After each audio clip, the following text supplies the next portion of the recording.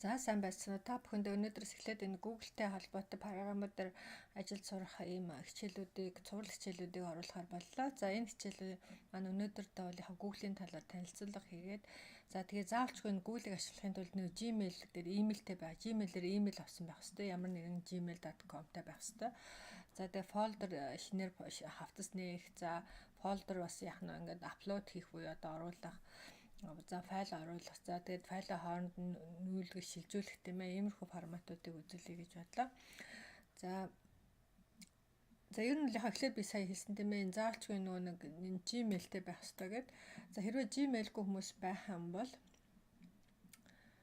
за нэг болдолох чи Gmail-гүй хүмүүс байх юм бол энэ миний oyinaerika.com гэдэг одоо юу байгаа шүү дээ тийм ээ. Тэрний нэг free training гэдэг одоо энэ oyinaerika.com гэдэг энэ юу руу ороод энэ дээр free training гэж байгаа. Тэрний Excel-ийн 16 дугаар хичээл дээр бол яах нь вэ гэхээр 16 дугаар хичээл дээр юу Gmail нээх тухай хичээл оруулсан байгаа. Энэ хараа Gmail нээх гэдэг энэ дээр. Тэгэхээр энийг ягаад тийм ээ Gmail хүмүүс Gmail-тэй болчих хэрэгтэй. Хүмүүс ерөөхдөө мэйлгүй хүмүүс аяг хэд юм бэлээ. Тэгэхээр мэйлтэй болчих хэрэгтэй. За тэгэх юм бол энэ дотор байгаа бүх Google-ийн програмуудыг ашиглах боломжтой. За би эхлээд яг та бүхэнд энийг хасаа өмнө ингээд шийхүүд шинээр эхлээд орё. За ингээд шинээр ингээд ороод энэ баруун дэд болон дээр Gmail гэдэг. За Gmail-ийг нээсэн байгаа тийм ээ. За тэгээ хаш Gmail рүүгээ логин гэдээ орсон байгаа гэж үзье тийм ээ. За тэгэх юм бол энийг таржаад энэ Google Drive гэдэг энийг дараад ороорой. За энэ дотор бол юу байдгүй гэхээр за би миний файлууд энд байж гэн. Ер нь бол ингээд хараа нэмэх гэдэг ингээ орохоор чинь хараа энэ Google Doc гэдэг маань Microsoft Word-тэй адилхан. За Google Sheet гэдэг юм бол Excel-тэй адилхан. Google Slides гэдэг юм бол нөгөө PowerPoint-тай адилхан. За тэгээ Mo гэж зөндөө олон юм байна. Google Forms гэдэг, Google Drawings, за Map би манайхан мэдэх баг. Google Sites, тэгэл Jamboard, Pixel Editor энэ төр гэдэг. Ингээ зөндөө олон юмнууд байгаа. Эдрийн талаар би ингээд танилцуулаад явна. За би яг нөгөө энэ Google Doc дээр бол нөгөө энэ саяхан нөгөө энэ хичээлийн файлыг ингээд бэлтцсэн байна тийм ээ. Одоо ингээд яг юутай адилхан, Word-тай адилхан одоо ингээд бичиж явчихна тийм ээ. За сая Gmail-ийг ингээд яараа гэжлээ. За танилцуулах нь бол яхаа ерөөхдөө бол Gmail-ийг нээсэн байхад бол яагаад л явчихна тийм ээ. За энэ дээд л нөгөө форматууд нь ингээд файл гэл edit, view, insert формат гэл ерөнхийдөө яг адилхан заяа юутай Microsoft Word дээр ерөнхийдөө адилхан. За фолдер нэмэх гэдэг чинь тийм ээ. За тэгэх юм бол энэ хараа энэ Google Drive руу энэ дээдлийн Google Drive гэж My Drive Google Drive гэж ороод new гэж энэ зүүн дээд болон дээр дарна. За тэгээд энэ нэмэх тэмдэг байж ингээд фолдер нэмэх гэж байгаа. За ингээд фолдерынхаа нэрийг өгөн. За чинь би 2018 оныхаа файлнуудыг ийшээ хий гэж бодъё тийм ээ. За тэгвэл яг нь 18 гэл ингээд шинээр нэг фолдер нээчин. За тэгэхээр 2018 гэдэг ингээд ороод ирж байгаа. За хэрвээ одоо яг нь энэ 18 дотор одоо ингээд орцоод ингээд энэ дотор бол хоосон байна тийм ээ. За энэ дотор хэрвээ одоо файл хий гэх юм бол энийхээ шинэ одоо энэ зургийг хийж үзье л да тийм ээ.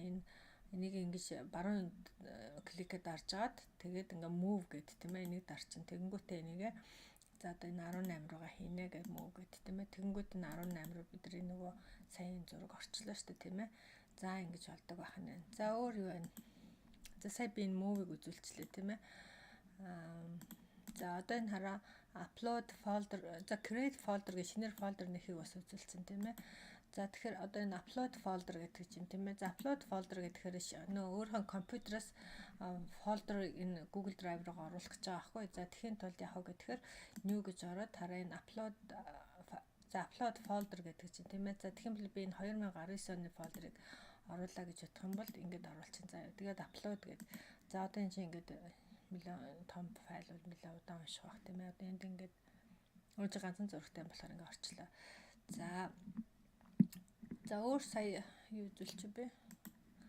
За upload folder гэдэг folder өгөө шууд бас ингээд яг нь Google Drive руу орчин. Яагаад тэгэхээр энэ Google Drive-ыг яагаад ашиглах амархан гэдэг бид нар мэйлээ дэлхийн хаанаас ч оруулаад нэг компьютер руу оруулаад интернет газараар шалгацдаг те тэрнтэй адилхан одоо бүх энэ файлуудаа та бас л яг нь ороод ингээд шалгах чинь заавалчгүй нөгөө компьютерээс авна маавна гэдэг нөгөө USB-нд хийж мэж авч явна маавна гэх шаардлага байхгүй. Энд чинь ингээд хадгалж чинь та дэлхийн хаанаас ч яах нь өөрийнхөө файл руу орох айгүй боломжтой, айгүй амар байгаа.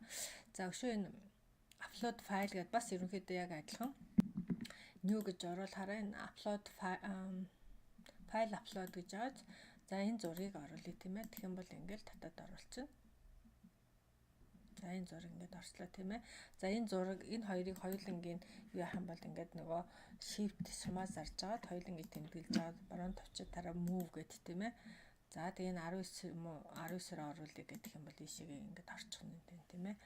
За тэгээд my drive гэдэг одоо сайн юунууд байж штэ энд. Одоо жишээ нь бол одоо миний энэ файл дотор ийм олон юм байж жишээтэй тийм ээ. My drive гэдэг. За гэх мэтлэнгээр энэ тэгээ одоо дараа нь та энийгээ бас хэн нэгэнтэй шеэрлж болно. За энэ дээр яхаа шеэрлэх гээд үзүүлчихье. Share гэдэг ингэж юм тийм ээ. Ингэж дараал.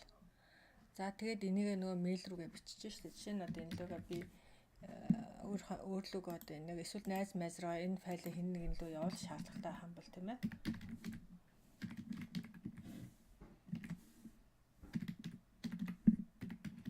Ингээл send гэдэг ингээ явуулчин. За ингээ явуулчин. За яг одоо доотлон дээр нөт бичиж бас болж байна.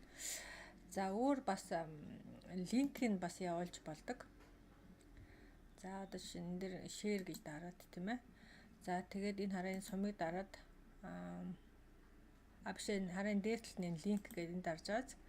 За энийг линк аваад энэ линкээ copy link гэж аваад тэгээ энийг нөгөө мэйл рүүгээ очиж аваад энэ линкээ бас яах нь мэйлдчиж болно шүү дээ тийм ээ. Тэгэх юм бол тэр хүмүүс маань чиний энэ файл руу чинь шууд ороод ингээ үзчих боломжтой байгаа. За одоо энэ линк аваад одоо чиний бид нар нэг захаа бичих гээд үзье л да тийм ээ. За Gmail рүүгээ ороод яасан ч болж байна. За энийг copy хийсэн тийм ээ. Copy гэдэг авцсан. За down гэж аваад Gmail гэдэг нь нэштэй тийм ээ. Gmail рүүгээ орж агаад за би энэ мэйлээс нэг шалгадаг юм да одоо төм юм л байгаа. За энэ хараа мэйл бичгтээ шууд ингээд compose гэж ороод за одоо энэ луг энэ чинь нөө линк тавьчих шүү дээ тийм ээ. За энэ линк руу орж үзээрэй гэл. За тэгэл энэ recipient гэдэг дээр нь мэдээж нөгөө мэйл бичсэн шүү дээ тийм ээ. Энэ цэнд яхаа код гэдэг юм уу те. За ингээл send гэдэг ингээд болчихно тийм ээ. Гэх мэтлэнгээр иймэрхүү байдлаар энийг ашиглаж болдог байх нэ. Тэгэхээр энэ Google Drive бол маш их боломжуудыг биднэрт өгж байгаа. Тэгэхээр бас энэ Google Drive-ыг бас ашиглаад сурчвал бас их зүгээр шүү гэдгийг хэлэх байна. За ингээд энэ хичээлийг дуусгая. Бид нар нөгөө сая энэ дээр нь бас бид нар нөгөө share гэдэг үзүүлчлээ те. Энийг за share гэдэг маань юу гэсэн үг вэ гэхээр энийг юу гэж зөрчүүлээд энэ хуваалцах гэдсэн байна.